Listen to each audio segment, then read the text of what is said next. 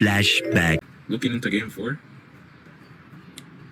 with what I'm seeing from the Pacers, I think Pacers are going to win this game 4. I see it, bro. Look at him go! He's doing it!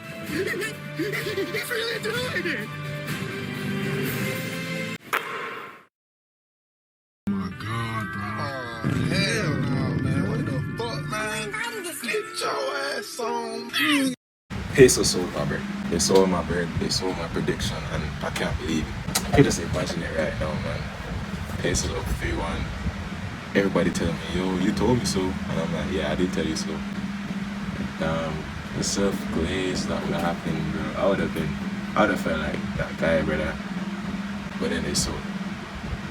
Yeah, the Thunder, they tied up the series, I should say 2-2. Well done to them, for real, because it was looking good for them. Like, the fact that they came back in the fourth quarter, that really shows the level of dog they have in them, isn't it? Shea is really a superstar, isn't it? I say there's no doubt that nigga's chain is really, isn't it? I say so. Shout out to him. Big performance. He hit the clutch 3, then the clutch bucket, then the clutch push off, then the clutch push off number 2. You know, so get into that, because for what it's worth, I think they shot 3 threes. They were like damn near 20% from 3. No, less than that. Like 18% from 3. Which, damn. NBA team, 18% from 3 in the finals is crazy. But then to win that game 18% from 3 is also very insane. So that's just big props to them. They had big performances from man like Caruso, man like Chet. Bro, Chet was getting like every single offensive rebound in the fourth quarter down there, every single putback. And it's a clutch comeback. Like, it's a very good comeback. And this is really just shows the level of talent this OKC team has. But as regard for the Pacers, I can't believe you guys. This is like what happened in game 1 when the Thunder dominated the Pacers and still somehow the Pacers won that game. This was the reverse of that, where the Pacers dominated, went up 10. They were shooting like crazy. I think they ended up shooting like 40% from the field. Obi Toppin was having a step-up game. Like, I think he had like 17 points. But the writing was in the wall for them to go up 3-1. And they sold. I think the Pacers felt like they were going to win. And it kind of reflected in the way they were playing. I think they felt like, okay, yeah, we have this game in the bag. And I think that was the first time I've ever seen the Pacers move like that. Because, yeah, some of the effort just wasn't there. Like, they weren't playing like how the Pacers normally play. Because you know when the Pacers are down 20, they're getting every board, every rebound, they're pushing the pace. At the start of the fourth, they weren't playing like that. They were playing kind of like this. And then it got to a point where the game was tied up. The OKC done the tied back up the game. They're like, oh shit, wait, this game isn't done yet. And they had to try and lock back in, and I think at that point they kind of ended up selling. So, yeah, that's something interesting. I didn't expect to see that from the Pacers ever, so yeah, that's interesting to see. A couple players kind of stood out for me. The obvious one being Sidenote Mathurin. By 7 in the final minute to come back and win, but as Mathurin misses the free throw. And misses both.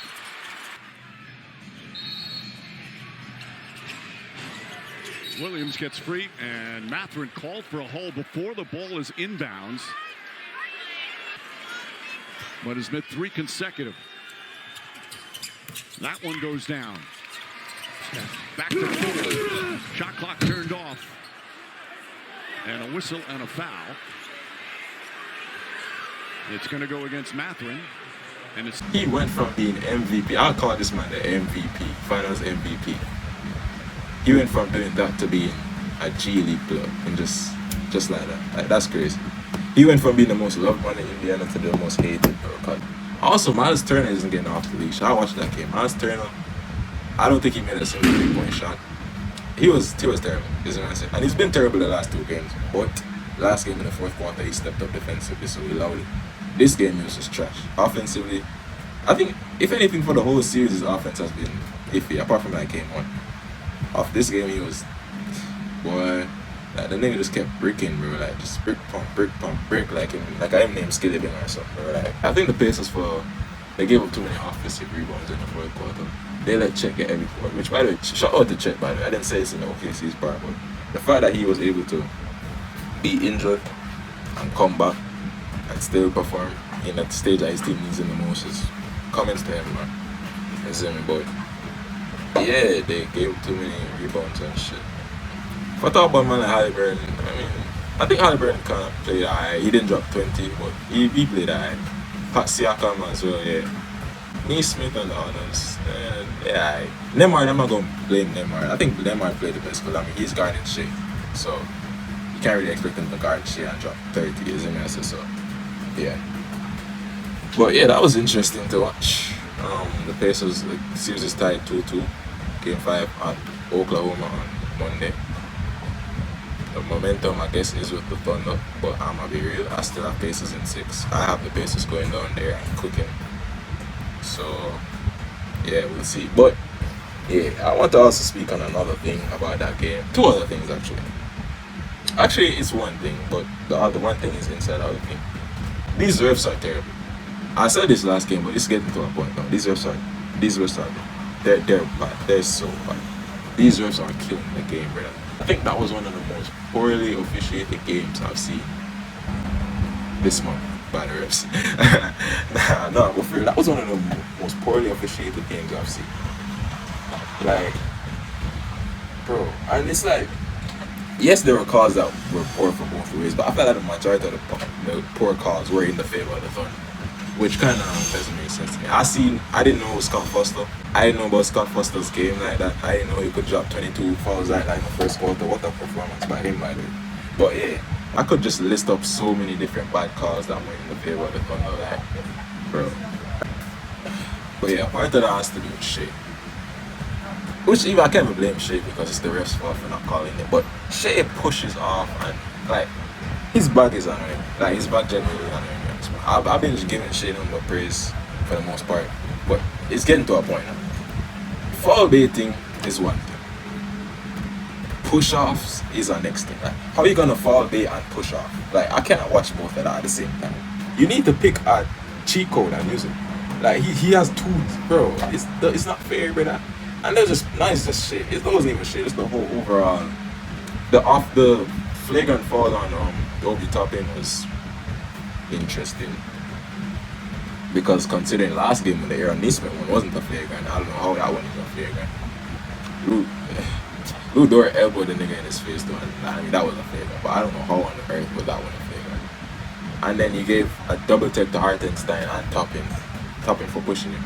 But I watched Shea push push Nemhard in game 1, was it? Blatantly, and he didn't call it. Yeah, I can't even blame Shea because at the end of the day, the refs just not calling it. So, yeah, the referees are terrible, bro.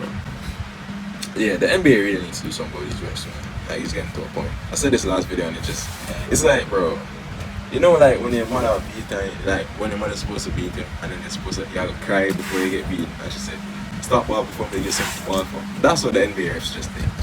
Like the man that Simon last game, I said, oh yeah, cry about officiating me, I'll get something for cry about, and just had the most poorly officiated game ever. Like, it's actually crazy. But it's 2-2. This is a series which, by the way, this series has been one of the best NBA series in a while. I can't remember the last series I watched that was like, it's the NBA Finals series. Best NBA Finals series in a while. So, yeah. 2-2 going into OKC. I said the Pacers are going to win that game. I stand on that. I still think it's Pacers in 6. But yeah, we shall see.